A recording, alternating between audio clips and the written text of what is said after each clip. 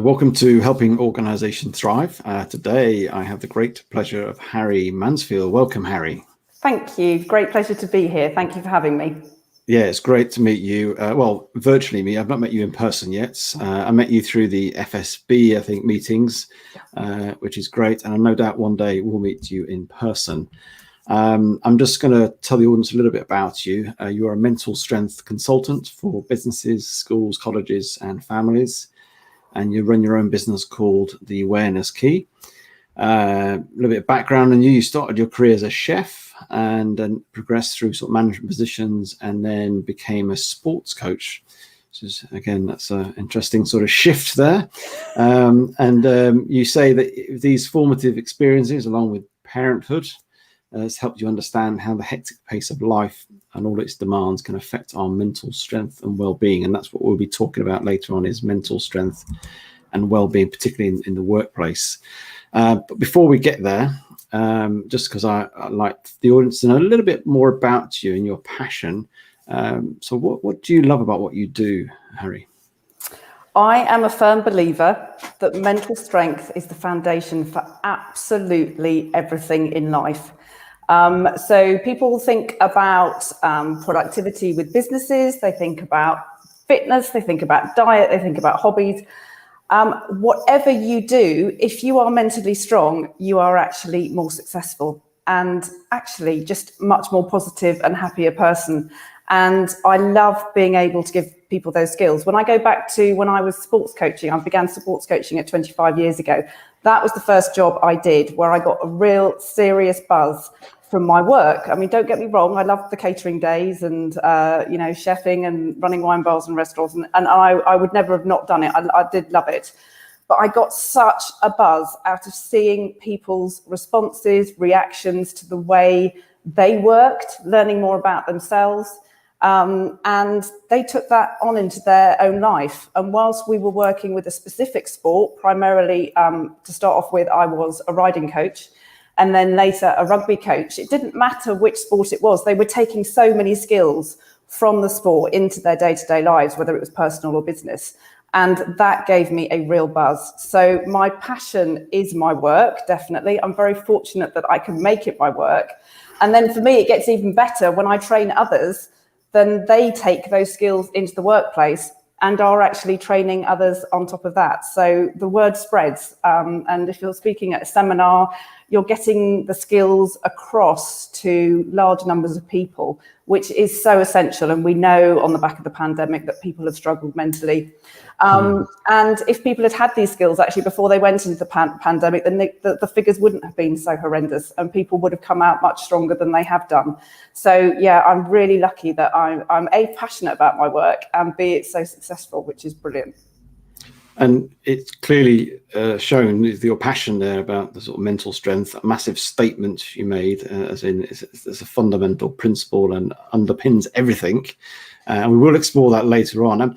I'm just curious to how you went from chefing, hospitality, sports coaching, and then mental strength consultant. Yeah. And there must be a link along all the way along there. There must be some sort of connection. Is. I hate the word journey, but I'm about to use it. And it was a journey. So I am going back to me being a riding coach. I have ridden horses since the age of 8. I will never forget my first horse called George, who obviously for safety reasons went nowhere very fast at the age of 8, but I absolutely loved it. So I've competed horses, evented, and that's how I got into the riding coaching side. From that, I learnt really about something called equine facilitated learning, which has come over from America. Originally, it was equine facilitated psychotherapy, and they used it as an outdoor interaction with horses way of working with people instead of the conventional 4 white walls and counselling. Now I know, and I can say this because my sister lives over in America, I can take the mickey out of it all, because if they don't have a counsellor or a therapist, then there's something wrong with you. Now, I am not saying that these people don't have, a really key job in people's lives. And I work with a counsellor attached to the Awareness Key. So if necessary, the facilities are there to be used. But I'm a firm believer in being proactive, and you can actually teach people a whole load of the skills. So I learned about the equine facilitated learning, and I will be very honest, I turned up for the experience day with the biggest cynical hat on ever. But it was very clear how effective it was. And whilst we are not always comfortable at reflecting on ourselves, looking at ourselves, it was a very good way of learning about yourself. So that's how I became involved in a different side of the equine world. From that, we developed it into dogs and if the cat turns up as well. So that's the animal side. I obviously brought the sports side in because of my sports coaching, and my fellow rugby coaches, if they wanted to learn these skills, they weren't necessarily going to turn up to the awareness key if they thought they were going to stroke a horse, but they would turn up if they were going to be competitive, throwing basketball into the hoops, or putting a circuit up, because everyone's personality is different. And then I went to do the equine facilitated learning work at a forest school in Devon. And I worked there for an academic year with a very different client base, but it was a fantastic experience. It was young people in care. And again, the work was very successful. So then I was able to expand with that experience, the nature side. So that journey was very unexpected. But as a result, we have created at the Awareness Key a registered behaviour model, which we call the transformation triangle. Specifically using sports, animals and nature in a way to teach people. And the reason why I've done it like that is because I look back on my school days, which were pretty rubbish and pretty unsuccessful. And the one subject I did the best in was Greek civilization.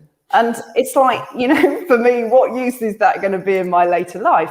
But the reason why I did the best in that was just simply because part of my family's Greek. So I was already interested. So if you're interested in sports, if you're interested in nature, if you're interested in animals, I will teach you that way. Sometimes, we use everything, all of it. But the techniques I teach are mind power proficiency techniques, and I will teach them in a way that you enjoy and have fun, because mental strength to me is exciting. It really is exciting. It is such a powerful skill to have.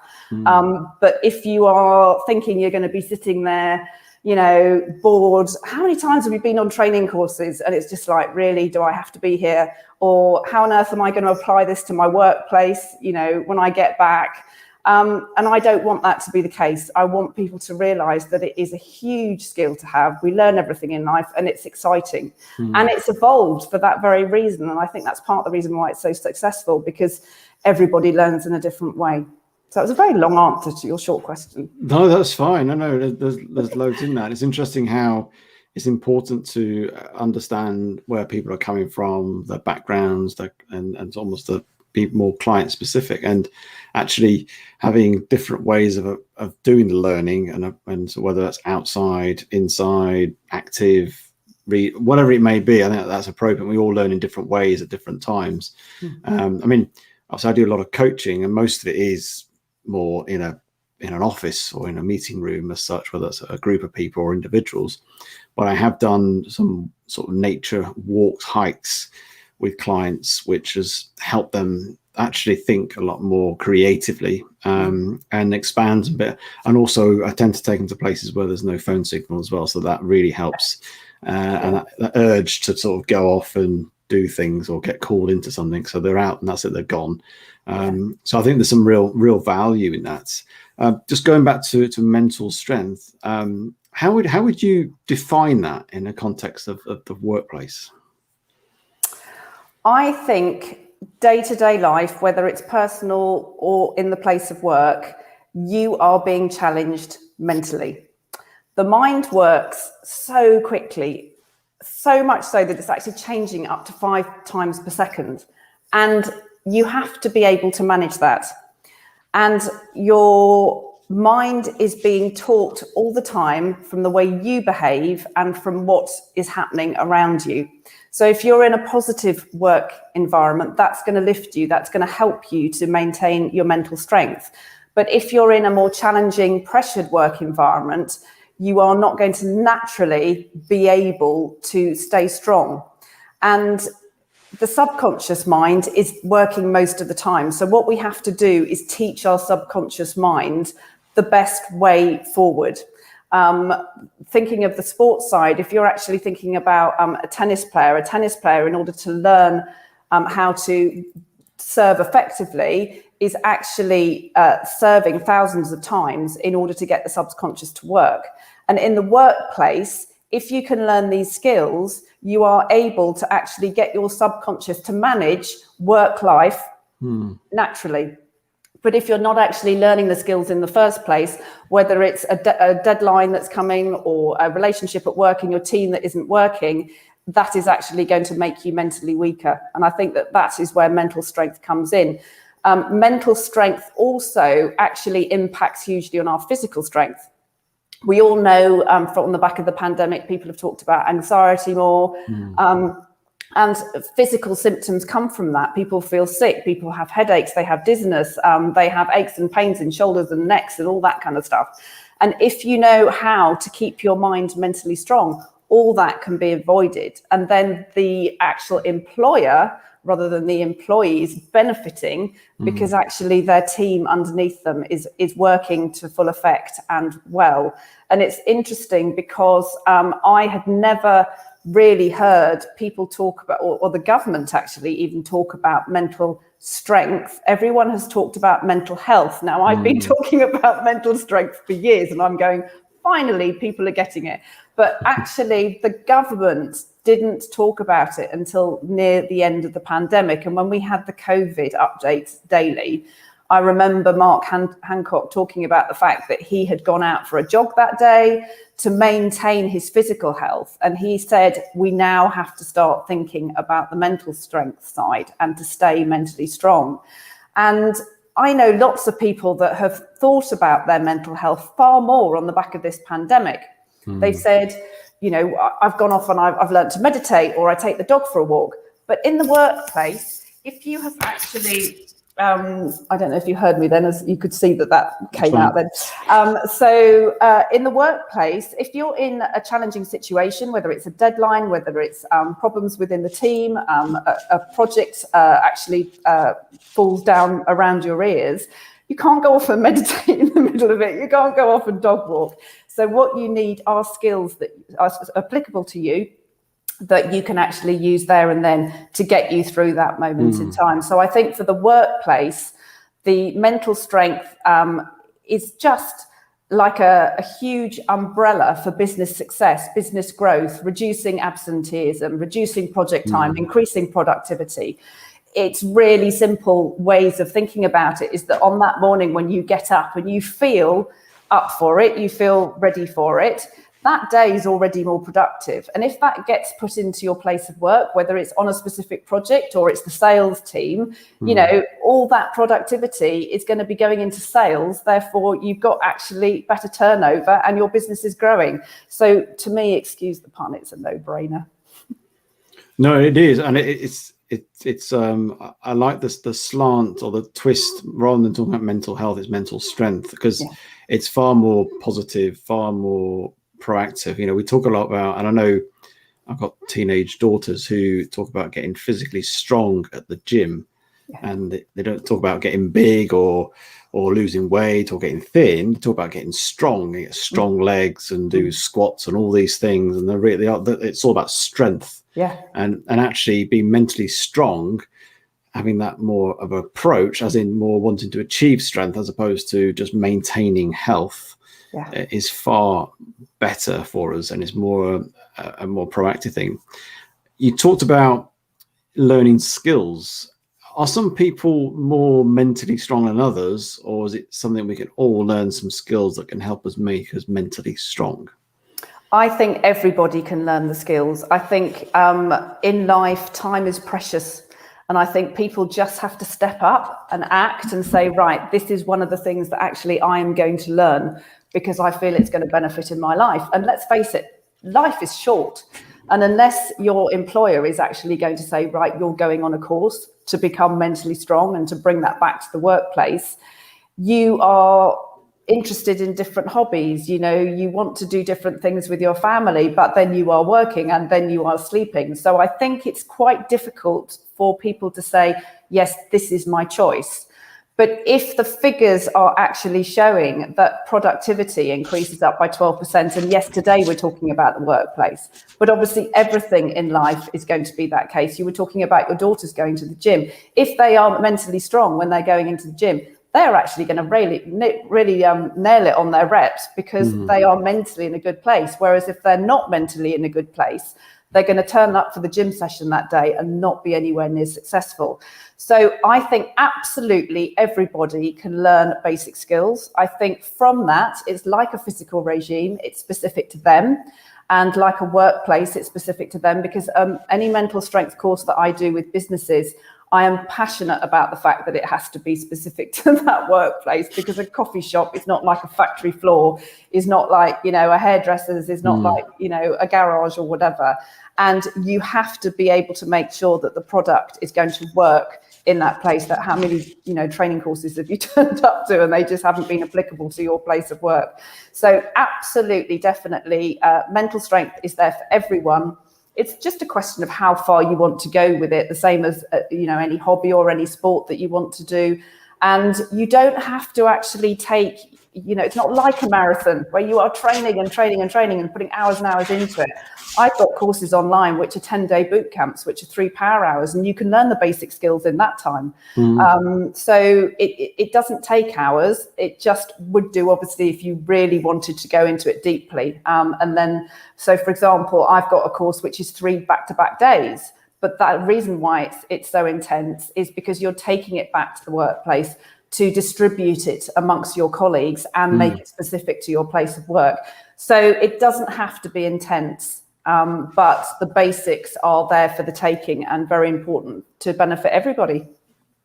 And we know that obviously mental health costs employers huge amounts of money. I think I got a figure of £42 billion a year in and predominantly down to sickness, because I think they say the number one cause of sickness is some form of mental health issue. And so it's not only there's a positive, all the productivity, but there's also a cost if you don't help sort and create that environment to really help your employees. And we're talking about a proactive intervention here. We're not talking about just maintaining things. We're talking about proactively. So what sort of things in the context of workplace, I don't want to reveal all what you do and all your secrets, because obviously you want to encourage people to engage with you and engage with your courses, but what are two, advice that can start to create that mental strength sort of step, getting closer to being stronger on a day-by-day basis? What sort of things would you advise? I think the most important thing is that you understand how the mind works, because you can't learn anything unless you've got the basics. So the basics of how the mind works is that you are going to feel emotion, and it is going to be what it is, and you have to accept it and be aware of it. And that's the first bit. And whether you're in your place of work and you're absolutely nailing it and it's fun and it's exciting and that's the emotion you feel, or whether something isn't going to plan and you're feeling pressured, you're feeling stressed and you're anxious, and that's the emotion, just accept it for what it is. It's the thought process that is actually the most important thing after that. So it is what you do with that information at that time of your difficulty in work or, your enjoyment, because don't forget to enjoy it. Actually, if you feed yourself positive thoughts, that will actually escalate. And then it's the action that you take. So I call this very, very simply ETA. And of course, in business, everyone's talking about estimated time of arrival, but I do E for emotion, T for thought, and A for action. And I actually liken this to, you were talking about your teenage daughters. I've got 2 teenage sons. And like a lot of teenagers, they have times on the Xbox or equivalent.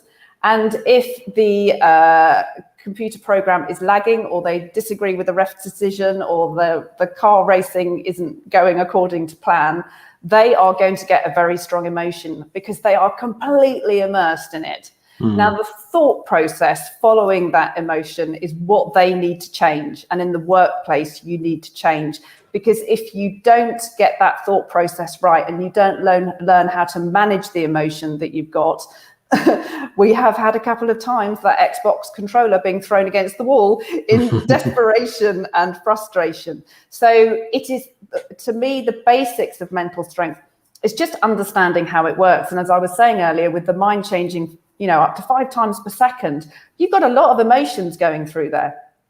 And on the back of that, it is acceptance and it is awareness. And how you talk to yourself, I think, is another key thing. Clean language is huge with actually talking about mental strength, because we listen intently to what we're saying.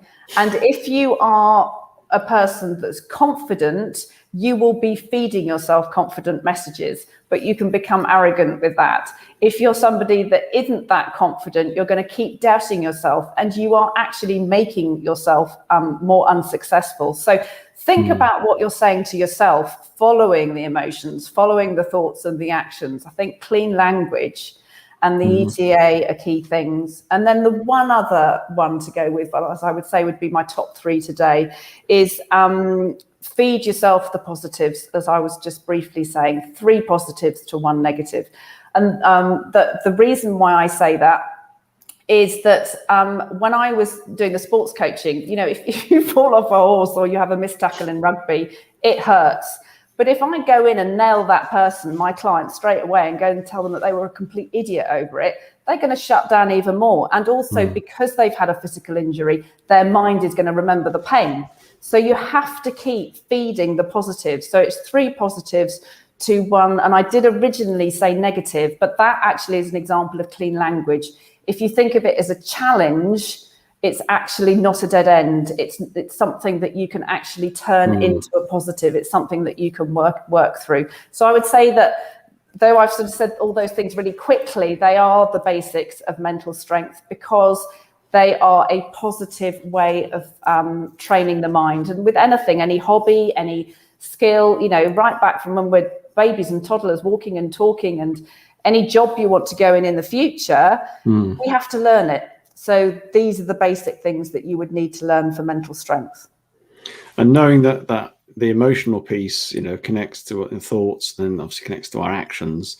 If it all goes wrong, obviously those actions become throwing things, fights, swearing, whatever it may be, things that you will regret usually in life. So how do we sort of, I guess, manage that emotion? Because obviously we have this sort of limbic system, this sort of Neanderthal man sort of kicks off, and we just respond, fight or flight, freeze or fall, whatever, how you want to react to a situation in the context of a workplace where somebody may just have a go at you. And obviously in the moment, it's quite difficult, but this is where the training comes in prior to that, isn't it? How do we sort of check ourselves of that, of not allowing that emotion to just rip through us and just go into all sorts of thoughts of what they're thinking, motives to an action that's done in a split second? What sort of advice would you give to that sort of scenario? Well, as I've already said, that emotion is there. You have been challenged, and this is what you feel. I think you have to be a little bit selfish at this time, because mental strength to me is a selfish thing. You have to accept that this is what you feel. And it's a bit like someone's pain level. Everybody's got different pain thresholds. The military and the special forces, their pain thresholds are really, really high. And a lot of people wouldn't be able to cope with that. So I think on the basis of the accepting of the emotion, it is actually going, well, this is what it is. This is how I feel. And I think you need to own that to start off with, and don't feel any criticism from anyone else. The fact that somebody else thinks you're a complete idiot for feeling that, because it is what it is, as I say. There are loads of things to do with breathing, to do with grounding, all these kind of things that are physical exercises that you can actually put into place. And they are easily done in the office environment. They can easily be done actually just whilst you're sitting at your desk. So even if it's a phone call that you've received and you're desperate to move around, you can actually put them into place, because movement actually is something that is really good. Just perhaps going for the coffee break, walking to the coffee machine actually does shift. It's when you're sitting there and you're having to absorb more of that feeling rather than put a stop to it. So breathing, I always think is very good. You can think about your feet on the ground if you're sitting at a chair. You can actually think about different parts of your body. We've called it a body scan in our workplace here. And it's just taking your mind away from the thought that you have failed, you're anxious, you're worried, you're angry. And actually, if you take it to something that grounds you, whether it is the feet on the ground, whether it is the breathing, whether it's thinking about a part of your body, it is whatever works for you. And if one thing works for one person, don't worry if it doesn't work for someone else. That's the whole idea of being trained, because you can learn a whole load of alternative processes. And I liked how you also reframe, really, if somebody falls off and hurts themselves, instead of seeing it as a negative, you see it as a challenge. I would turn it into it's just a learning opportunity, isn't it? And that's, I mean, I do a lot of that with certainly my children, and look at ways of what can we learn from this apparent failure or not so didn't go to plan, or also looking for the silver lining, isn't it? Which it's not about looking life's all rosy, because it's not, but it's almost like, okay, we had a recent example where we were meant to go and see some friends, and something else happened, and so we end up doing something else because of the situation. And I said to my daughter, okay, there was a silver lining in that. In fact, she said it back to me, is, oh, the silver lining in that was that. So taking that disappointment of what we were going to do, and it changed, and actually something else came out of something new, and it just changing the perspective on things. And I think that's a lot of reframing can really help, can't it? Yeah, definitely. And I think one of the important things to do with mental strength is actually realize that you are having to deal with change all the time. Everything is changing all the time. You know, every phone conversation you have, every day you're at work, every morning you get up, and the family dynamics, everything is changing all the time. And it's learning the skills to stay mentally strong, because it's a roller coaster ride, life, isn't it? And hopefully you have the highs the majority of the time, but it is on the move all the time. And it's actually having those skills to manage the change in the workplace, whether it's a project, whether it's a deadline, whatever, or in family life. It was quite funny, actually. I was talking with one of my family clients recently, that we were talking about family team building, and they went, well, hang on a minute, we always talk about that in the workplace, but it's the same. It's exactly the same. It doesn't make any difference. So yeah, we talk about quality of leadership. And I have to say, if you are a manager or a leader within the workplace and you are mentally strong and your team is mentally strong because they're picking that up from you, the whole environment is going to be far more successful, definitely. Excellent. Just before we finish, just one final thoughts from you, really. We've had the last 18 months, and there's lots of been challenges of, remote working, anxiety, apart from all the stuff we all know about what's happened. And there's almost an impending doom, so to speak, you call it doom, of people really getting some issues with sort of their mental health, and the struggles of going back, anxiety going back to work, into the office, hybrid working, remote work, all that going on, and winter coming and all that. What would you say to I suppose a leader in an organization now, of how to sort of start to manage and help their staff with perhaps their anxiety, and bring in that sort of context of right now? I think it's quite a time-consuming thing to manage, but I think it's very important, because I personally don't believe in that phrase. There is no I in team. I think that there is an I in team, because if one person of that team has fallen by the wayside because they are anxious and they're not functioning well, that whole team is going to be struggling in comparison to a fully fit team. And every single person, if you walked in, if you think before the pandemic and you were walking into a conference room and there were, let's say, 12 people round the table for a meeting, every single person is going to work differently.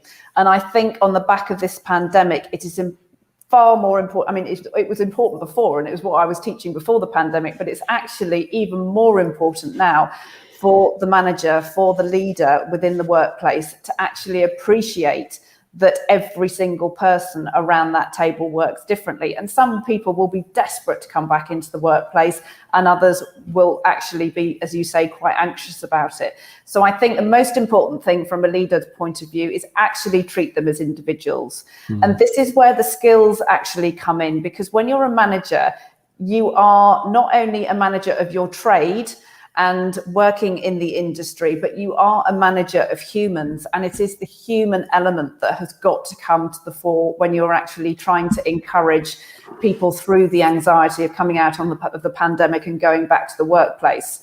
But if the manager can actually treat the people as individuals, then actually their team is going to be so much stronger as a result of it. But it's not a 5-minute fix, it is something that takes time. But actually on the back of it, all projects that the team does will be stronger because everybody will be working the way that works for them. Okay.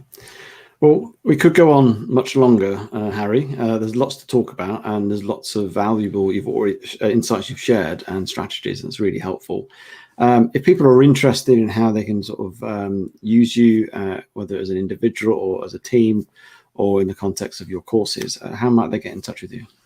Well, the Awareness Key is a website, so it's www.awareness-key.co.uk, and obviously there are loads of things to look at there, but go to whether it's a business perspective, a school or college, or a family perspective, because then it takes you to the correct places on the website. And if you've got any questions or just want to discuss something, there's a free discovery call that I can do for half an hour with anyone that just wants to see if the work that I do would be suitable for their work environment. So yeah, it would be lovely to hear from people. And then obviously there are the social media platforms that are linked to that as well. So the website is the best way forward. Brilliant. Well, thank you for your time today, Harry. Thank you for having me. It's been great. Thank you.